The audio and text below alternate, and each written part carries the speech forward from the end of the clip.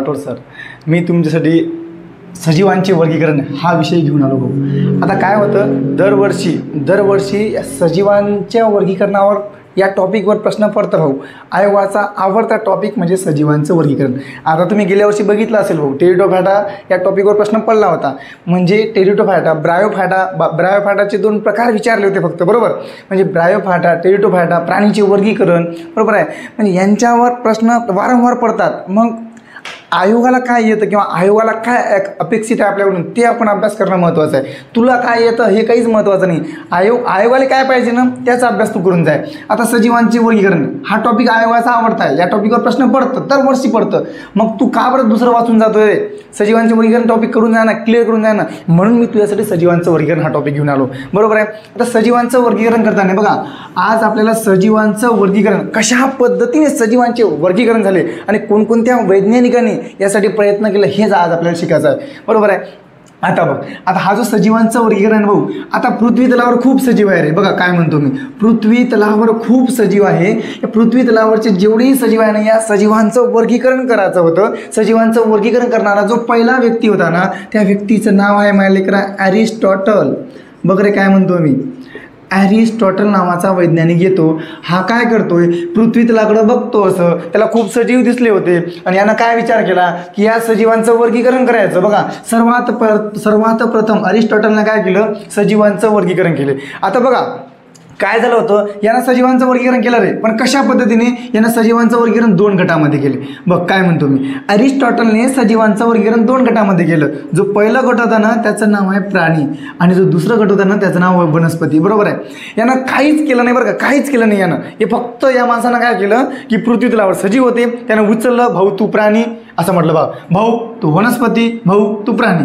पण यानं गुणधर्म वगैरे काही सांगितलं नाही, कोणतं हिंट दिलं नाही. म्हणजे असं म्हटलं तू मुलगा आहे, तू मुलगी आहे, पण सांग ना भाऊ ते मुलगा काय आहे, तो मुलगा काऊन आहे, ते मुलगी काऊन आहे, असं या माणसानं काही सांगितलं का नाही. यानं सांगितलं ए सजीव तू वनस्पती आहे रे आणि तू प्राणी आहे. यानं कारणं सांगितले नाही, यानं रिझन सांगितलं नाही, गुणधर्म सांगितलं नाही.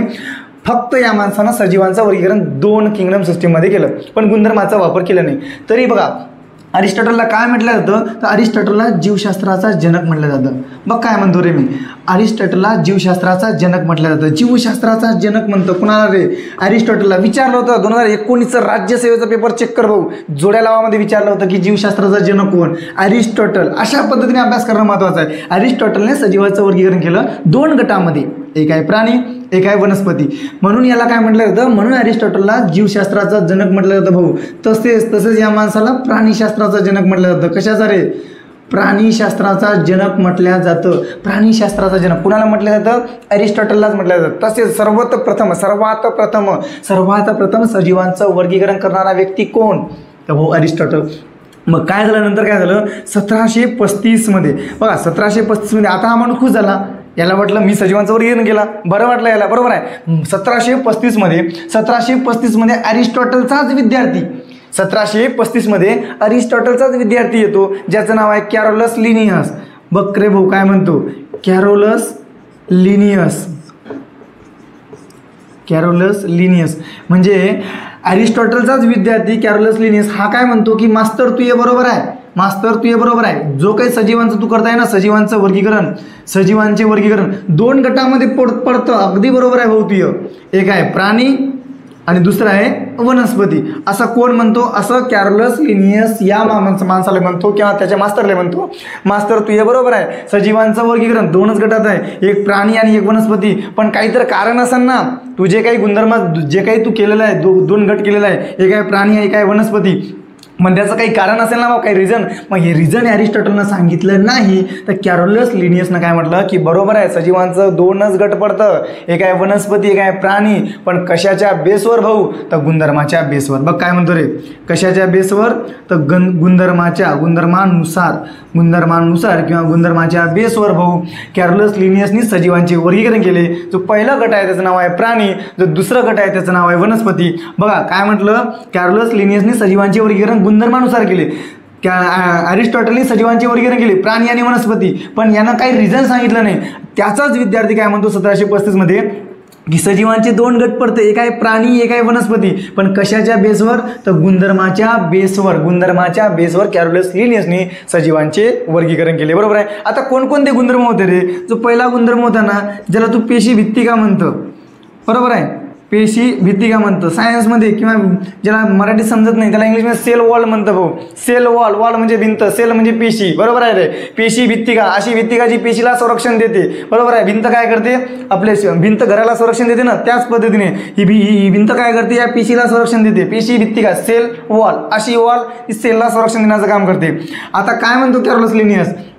कॅरोलस लिनियस काय म्हणतो की ज्या सजीवामध्ये, बघा कॅरोलस लिनियस म्हणतो की ज्या सजीवामध्ये पेशी भित्तिका असेल ना ते वनस्पती या गटामध्ये मोडतं. असं कोण म्हणतो? कॅरोलस लिनियस म्हणतो की ज्या सजीवामध्ये पेशी भित्तिका असेल ना तो वनस्पती, आणि ज्याच्यामध्ये पेशी भित्तिका नाही भाऊ, ज्याच्यामध्ये पेशी भित्तिका नाही ते प्राणी या गटात मोडतं, आणि ज्याच्यामध्ये पेशी भित्तिका आहे ते वनस्पती या गटात मोडतं. असं कोण सांगतो? तर असं कॅरोलस लिनियस सांगतो. मग काय म्हणतो मी पुन्हा, मग काय म्हणतो? अरिस्टॉटलने प्राणी आणि वनस्पती अशा 2 गटामध्ये रूपांतर केले, सजीवांचं वर्गीकरण केलं, प्राणी आणि वनस्पती.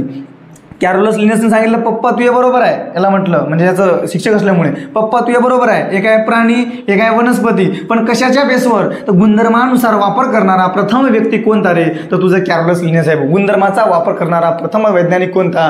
तर तो जर कोणता असेल तर त्याचं नाव आहे कॅरोलस लिनियस. यानं काय केलं? यानं गुणधर्माचा वापर केला. पहिला गुणधर्म पेशी भित्तिका होती रे, तर दुसरं गुणधर्म पोषण होतं रे भाऊ. दुसरं गुणधर्म पोषण, ज्याला तू न्यूट्रिशन म्हणतं, जे तू अजिबात घेत नाही. बरोबर आहे. कारण न्यूट्रिशन तुला घेणं आवडत नाही. न्यूट्रिशन शरीरासाठी चांगलं असतं पण तू घेत नाही तू लवकर जातो मग वरती. बरोबर का रे? आता बघ काय म्हणतो मी, जो पोषण असते ना भाऊ, जो सजीव स्वतःचं न स्वतः तयार करतो, म्हणजे दुसऱ्याच्या भरोश्यावर जगत नाही, त्याला म्हणतात स्वयंपोषी.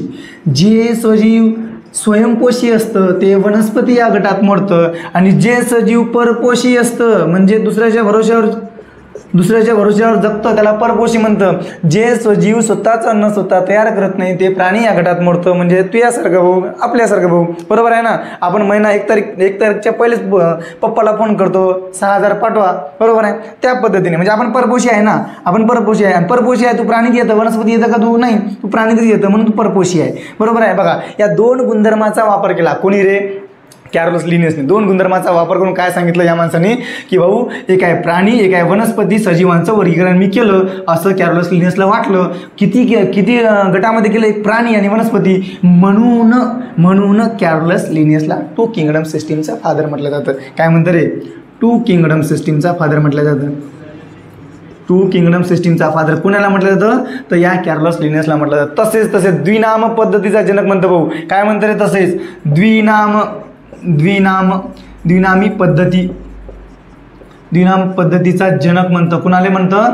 तर या माणसाला म्हणतं, कॅरोलस लिनियसला द्विनाम पद्धतीचा जनक म्हणतं, किंवा फादर ऑफ 2 किंगडम सिस्टीम म्हणतं भाऊ. का बरं? कारण या माणसानं कॅरोलस लिनियसनं काय केलं? यांना प्राणी आणि वनस्पती हे गुणधर्मानुसार यांचे वर्गीकरण केलं, म्हणून याला कॅरोलस लिनियसना खरं वर्गीकरणाचा जनक म्हटलं जातं. आता याला का बरं म्हणत नाही? यानं काय सांगितलं? यानं सजीव उचलले, तू वनस्पती तू प्राणी, पण रिझन नाही सांगितलं तू वनस्पती काऊन तू प्राणी काऊन. त्याचाच विद्यार्थी काय म्हणतो? तू वनस्पती, पण काऊन वनस्पती? तू याच्यात पेशी भित्तिका आहे आणि तू स्वतःचं न स्वतः तयार करतो म्हणून तू वनस्पती. आणि यानं काय म्हटलं? भाऊ तू याच्यात पेशी भित्तिका नाही आहे आणि तू दुसऱ्याच्या भरोश्यावर जगतोय म्हणून तू प्राणी. असं कोण सांगितलं? कॅरोलस लिनियसने. यानं गुणधर्माचा वापर केला भाऊ. म्हणून याला खरं वर्गीकरणाचा जनक म्हटलं जातं, किंवा वर्गीकरणाचा खरं जनक कोण असेल तर कोण असेल भाऊ? तर कॅरोलस लिनियस आहे. बरोबर आहे. इथपर्यंत या माणसाला बरं वाटलं, याला आणखीन बरं वाटलं की बा जमलं आपलं. कारण आपल्या शिक्षकानं वर्गीकरण केलं, पण त्याच्यापेक्षा बेस्ट मी दिलंय, म्हणजे त्याच्यापेक्षा बेस्ट वर्गीकरण गुणधर्मानुसार वापर मी केलाय. म्हणजे याला बरं वाटलं, खुश झाला, घरी गेला. आपल्याला याला वाटलं बरं झालं, आता घरी गेला आणि घरी बायकोले म्हटलं की माझ्यासाठी पुरणपोळी ठेव बनवून. का बरं? कारण मी सजीवांचं वर्गीकरण करून आलोय. बरोबर बघ. परंतु भाऊले माहीत नव्हता. भाऊ काय करत होता रे? भाऊ सजीवांचं वर्गीकरण करतोय. कशाचा? सजीवांचं वर्गीकरण. आता सजीवांचं वर्गीकरण करतोय म्हणजे पृथ्वी तलावर जेवढेही सजीव असेल ना त्या सर्वांचं वर्गीकरण झालं पाहिजे. फक्त वनस्पती आणि प्राणीमध्ये जेवढं मोडतं ते त्यांचं नाही, जेवढेही पृथ्वी तलावर सजीव आहे सर्वांचं वर्गीकरण झालं पाहिजे असं त्याचाच अर्थ होते सजीवांचं वर्गीकरण. मग काय झालं? जे कॅरोलस लिनियस आहे ना याला काही लोकांना काही सजीवांना जागा देता आली नाही. का जागा देता आली नाही? बघा काय म्हणतो, यानं काय सांगितलं की सजीवांचे वर्गीकरण प्राणी आणि वनस्पती आहे गुणधर्मानुसार. पहिलं काय म्हणते पेशीभित्तिका, दुसरं आहे पोषण. पेशीभित्तिका असेल तर वनस्पती, नसेल तर इकडं पोषण. स्वतः अन्नाचं स्वतः तयार करत असेल तर वनस्पती आणि स्वतःचं अन्न स्वतः तयार करत नसेल तर प्राणी. परंतु काही सजीव असे होते भाऊ, जो पहिला सजीव होता जीवाणू, पहिला सजीव होता जीवाणू, दुसरा सजीव युग्लिनारे, तिसरा सजीव क व क, हे 3 सजीव यांना कॅरोलस लिनियसला 2 किंगडम सिस्टीममध्ये जागा देता आली नाही रे. का जागा देता आली नाही? याला कारण आहे. का कारण आहे बघा, हा जो जीवाणू आहे ना भाऊ, जीवाणू हा अपूर्ण पेशी आहे रे. अपूर्ण पेशीचा अर्थ काय होतो रे? अपूर्ण पेशी म्हणजे अपूर्ण केंद्रक. अपूर्ण केंद्रक म्हणजे त्याला पेशीभित्तिका आहे की नाही सांगता येत नाही. आता समजा मला अर्ध डोकं आहे, मला अर्ध डोकं आहे म्हटल्यावर मी माझं शरीराचं संरक्षण करेल याची शाश्वती आहे का? नाही, कारण मला डोकंच नाही ना, मला समजत नाही ना कोणासोबत भांडणं करायचं कोणासोबत नाही करायचं. डोकं असतं तर मी पहिलेच माणसं पाहिलं असतं, तेव्हाच भांडणं केलं असतं ना, बरोबर. माणूस जर दब असं बारीक असतं माझ्यासारखा तर मी त्यासोबत भांडणं केलं असतं, बरोबर आहे. आणि माझ्यापेक्षा दष्टपुरुष असेल मी कशाला भांडणं करणार? तसंच म्हणजे त्याला डोकं पाहिजे भाऊ. तसंच या जीवाणूला जर डोकं असतं, केंद्रक असतं, तर ही बघा केंद्रक असतं, या जर केंद्र गेला असतं ना तर याची पेशीभित्तिका ही मजबूत असती, बरोबर आहे, किंवा याला पेशीभित्तिका असतं. पण ह्या जीवाणू ही अपूर्ण पेशी आहे. अपूर्ण पेशी आहे याचा अर्थ त्याला केंद्रक अपूर्ण आहे, केंद्रक अपूर्ण आहे याचा अर्थ जीवाणूमध्ये पेशीभित्तिका आहे की नाही हे कॅरोलस लिनियसला सांगता आलं नाही. जर याला पेशीभित्तिका आहे की नाही हे सांगता येत नसेल तर मग त्याला जागा कुठं भेटणार रे?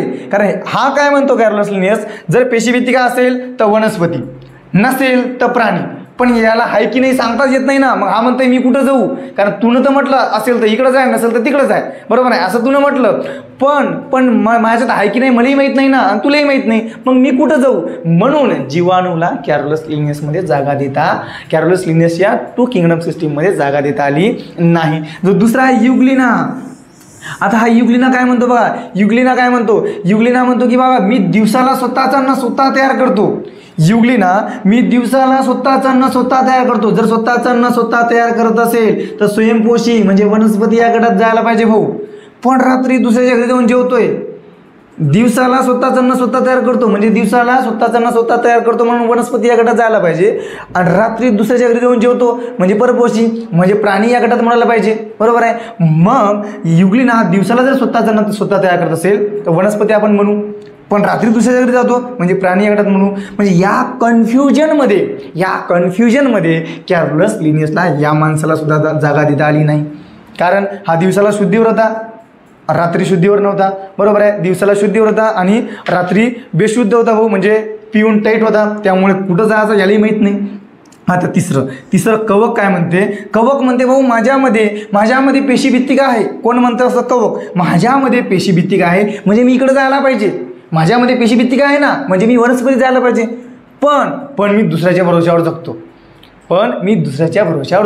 म्हणजे एकीकडं त्याच्यामध्ये पेशीभित्तिका आहे आणि दुसरीकडं तो परपोषी आहे. म्हणून कवकाला सुद्धा जागा देता आली नाही. विचारता भाऊ 2 kingdom system, father of 2 kingdom system, Carolus लिनियसच्या 2 किंगडम सिस्टीममध्ये 2 सृष्टीमध्ये कोणाला जागा देता आली नाही असा प्रश्न विचारतं माझ्या लेकरा. असं प्रश्न विचारतं तर कोणाला जागा देता आली नाही? जीवाणूंना जागा देता आली नाही, युग्लिनाला जागा देता आली नाही, तसेच कवकाला सुद्धा जागा देता आली नाही असं विचारतं रे, असं विचारतं. मग तुम्ही सांगू शकता का रे सजीवांचं वर्गीकरण झालं म्हणून? का बरं? सजीवांचं वर्गीकरण करायचं आहे म्हणजे प्रत्येक सजीवांचं वर्गीकरण झालं पाहिजे. म्हणजे आता बघा पेशीभित्तिका आणि पोषण हे ज्यांच्यामध्ये आहे त्यांचं वर्गीकरण झालं, मग हे राहिले ना, बरोबर आहे. मग हे म्हणणार ना आम्ही कुठं जाऊ? कारण तू म्हणतोय सजीवांचं वर्गीकरण करतोय, बरोबर आहे. सजीवांचं वर्गीकरण तुला करायचं आहे. सजीवांचं वर्गीकरण करायचं असेल तर मग आम्ही सजीवच आहे ना भाऊ. आम्ही काय निर्जीव आहे काय? बरोबर आहे ना, आम्ही सजीवच आहे. आम्हाला जगण्याचा अधिकार आहे, आम्हाला संविधानाने अधिकार दिलेला आहे असं हे म्हणणार ना. जर संविधान वाचून आले असेल तर, बरोबर ना, तुला थोडी माहिती आहे. आता काय म्हणते यांना जागा देण्यासाठी 1866 मध्ये हॅकल नावाचा एक वैज्ञानिक काय म्हणतो भाऊ बघा, हे पॉज करा आणि लिहून घ्या. यानंतर हॅकल नावाचा वैज्ञानिक काय म्हणतो बघा, समजतोय ना रे? समजणं महत्वाचं आहे भाऊ. हे सजीवांचं वर्गीकरण आवडता टॉपिक आहे, याच्यावर पेपरमध्ये हमखास प्रश्न येतं आजच्या व्हिडिओमधून आणि येणाऱ्या काही व्हिडिओमधून. तू 3 मार्क घेऊन जाय भाऊ. आयोगानं विचारलेले प्रश्नपत्रिका चेक कर बरोबर आणि येणारे प्रश्नपत्रिका तुला गॅरंटीनं सांगतो भाऊ, सजीवांच्या वर्गीकरणावर या टॉपिकवर प्रश्न पडणार म्हणजे पडणार आणि आयोग याच्यावर प्रश्न विचारणार म्हणजे विचारणारच. बरोबर प्रश्न चेक कर तू. असं एकही वर्ष नसेल की त्याच्यावर सजीवांच्या वर्गीकरणावर प्रश्न पडला नाही. त्यामुळे काळजीपूर्वक लक्ष दे. आता तिसरा किती रे 1866 मध्ये हायकल नावाचा वैज्ञानिक येतो. हा काय म्हणतो, तुम्ही सजीवांचं वर्गीकरण करताय कशाच्या भरोशावर रे, गुणधर्मांच्या भरोशावर. गुणधर्माचा वापर करून कोणकोणते गुणधर्म वापरले या लोकांनी 2 गुणधर्माचा वापर केला, एक पेशीभित्तिकाचा आणि एक पोषणचा. या गुणधर्माचा वापर करून तुम्ही काय म्हणता, आम्हाला सजीवांचं वर्गीकरण करायचं आहे. पण ते 3 राहिले होते ना रे. कोणकोणते 3 राहिले होते, जो पहिला तुझं कवक का रे, कवक. दुसरं काय युग्लिना का तुझं, युग्लिना. आणि तिसरं जीवाणू का रे. हे 3 राहिले ना भाऊ. मग यांना जर जागा दिलं नाही तर मग सजीवांचं वर्गीकरण पूर्ण झालं असं कसं का सांगता येईल. बरोबर आहे ना. म्हणजे आई आणि वडील आहे पण त्याचे लेकरं नाही फोटोमध्ये, मग परिपूर्ण फोटो सांगता येईल का. बरोबर आहे. आता कोणता आपल्यासारखं एखादं पोट्ट असते, आई आहे, वडील आहे, भाऊ आहे, वहिनी आहे आणि आपल्यासारखं एखादं असते. आपण म्हणतो ना आपल्या मनात काय असते, परिपूर्ण फोटो झाला नाही का बरं, कारण आपली वाली नसते तिथं, अवस्था आपल्याला वाटतं. बरोबर ना. तर काय होतं बघ, हॅकल नावाचा वैज्ञानिक काय म्हणतो, सजीवांचं वर्गीकरण तुम्ही करता. बरोबर आहे. सजीवांचं वर्गीकरण करताय तुम्ही. तर सजीवांच्या वर्गीकरणामध्ये तुमचं बरोबर आहे, तुम्ही काय सांगितलं, एक आहे प्राणी आणि दुसरा आहे वनस्पती. तुमचं बरोबर आहे रे. पण जे एक राहिला ना, जे तुम्ही ज्यांना जागा दिलं नाही, कवक आणि युग्लिना जीवाणू यांना तुम्ही जागा दिले नाही, मग याच्यासाठी हॅकलनं काय केलं, नवीन सृष्टीचा शोध लावला भाऊ. त्या सृष्टीचं नाव काय रे, त्या सृष्टीचं नाव आहे प्रोटिस्टा. असं त्या सृष्टीचं नाव आहे, प्रोटिस्टा. कोणती टिस्टा, तर प्रोटिस्टा भाऊ. बघा प्रोटिस्टा असं त्या सृष्टीचं नाव आहे. आणि या सृष्टीमध्ये 3 लोकांना जागा दिलं. जो पहिलं तुझ्या आवडता आहे त्याचं नाव आहे कवक, जो दुसरं आहे त्याचं नाव आहे युग्लिना आणि जो तिसरा आहे भाऊ त्याचं नाव आहे जीवाणू.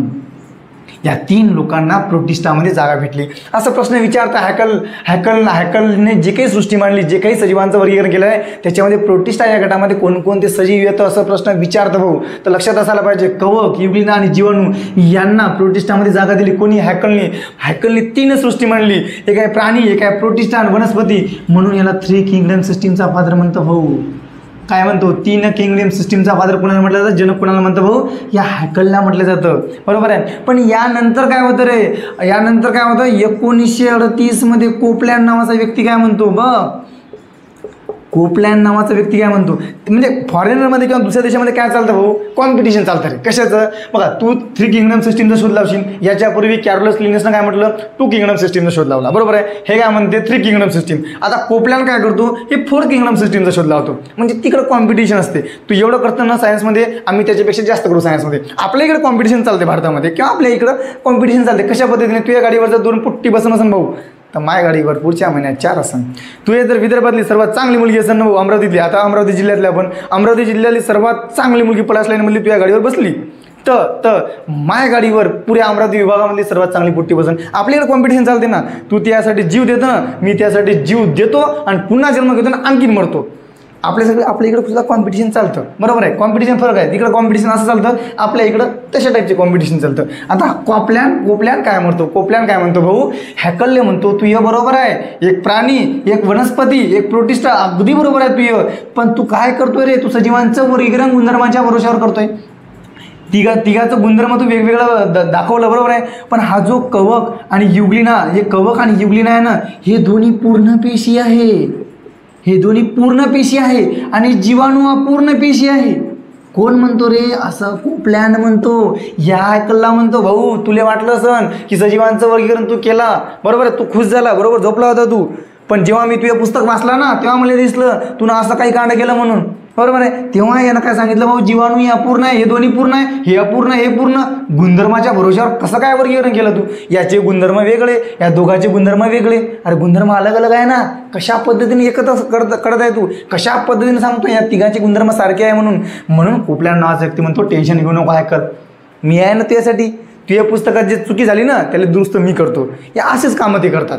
तुझी चुकी मी दुरुस्त करतो. हे काय म्हणते, ठीक आहे मी आहे, टेन्शन घेऊ नको. कुणाला म्हणतो, हॅकलले म्हणतो सजीवांचं वर्गीकरण. बघ रे भाऊ. आणखीन हा म्हणतो, बघ वे कशा पद्धतीने? पहिलं प्राणी, दुसरं काय रे वनस्पती, नंतर काय लेकरा कुठे गेला आपला प्रोटिस्टा, आणि हा जो गट आहे ना जीवाणू, या जीवाणूला कोपल्यांनी अलग केलं भाऊ. म्हणजे काय रे, या जीवाणूसाठी वेगळ्या सृष्टीचा शोध लावला आणि त्याचं नाव काय रे, त्याला नाव दिलं मोनेरा, आणि त्याच्यामध्ये जागा दिली भाऊ जीवाणूला. का बरं? कारण जीवाणू ही अपूर्ण पेशी आहे. मग प्रोटिस्टामध्ये काय काय राहिलं रे? प्रोटिस्टामध्ये कवक राहिलं भाऊ. प्रोटिस्टामध्ये काय राहिलं? प्रोटिस्टामध्ये युग्लिना राहिलं रे. कवक आणि युग्लिना हे दोन्ही या प्रोटिस्टामध्ये राहिला. कोपल्यानसुद्धा खुश झाला. यालाही वाटलं बरं झालं याची चुकी या माणसानं काढलं, आणि कोपल्यान म्हणते आता सजीवांचं वर्गीकरण बरोबर झालंय. म्हणून कोपल्यानला काय म्हणतं रे, 4 किंगडम सिस्टीमचा फादर म्हणतं. काय म्हणतं लेकरा? 4 किंगडम सिस्टीमचा फादर म्हणतं. का बरं? कारण 4 सृष्टी मानलेल्या नाही कोपल्यांनी, प्राणी, प्रोटिस्टा, मोनेरा आणि वनस्पती. यांना किती किंगडम सिस्टीम मानली? 3. प्राणी, प्रोटिस्टा, वनस्पती, म्हणून याला 3 किंगडम सिस्टीमचा फादर म्हणते. याला किती म्हणतं रे? 4 किंगडम सिस्टीम, म्हणजे 4 सृष्टी, हे 3 सृष्टी. बरोबर आहे, इथपर्यंत बरोबर होता. हा सुद्धा खुश होता. पण 1969 बाप माणूस येतो आर्यची विटाकर म्हणून, अमेरिकेचा. तर त्यानं काय सांगितलं बघा, इथपर्यंत लिहिलं तुम्ही. बरोबर आहे, पॉज करून लिहू शकता. बघा नंतर काय झालं,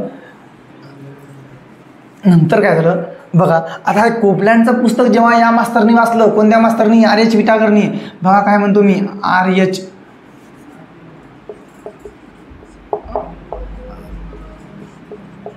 विटाकर नावाचा वैज्ञानिक काय म्हणतो, कधी रे? 1969 आर्यच विटाकर नावाचा वैज्ञानिक 1969 म्हणतो की भाऊ कोपल्यान तू हे पुस्तक मी वाचला ना, तू जसं हॅकलचं पुस्तक वाचला होता ना, त्याच्यातून तू चुकी काढली ना, तसं तू हे पुस्तक मी वाचला. मला दिसलं तू याच्यात काय दिसलं, एक प्राणी याच्यात वाद नाही, एक वनस्पती याच्यात सुद्धा वाद नाही, तिसरं मोनेरामध्ये तू जीवाणूला जागा दिलं, याच्यातही काही वाद नाही, हे सुद्धा तू हे बरोबर आहे. इथपर्यंत तू हे बरोबर आहे. पण कोण?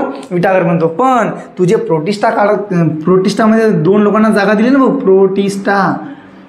या प्रोटिस्टामध्ये जे 2 लोकांना जागा दिली ना, एक म्हणजे तू एक कवक आणि दुसरं म्हणजे तू एक युग्लिना. या लोकांना तू जागा दिली होती. बरोबर आहे ना, या लोकांना जागा दिली. पण लेकरा कोपल्यान तुला माहीत आहे का, काय माहीत आहे का, हा जो कवक आहे ना, कवक हे एकपेशी आहे.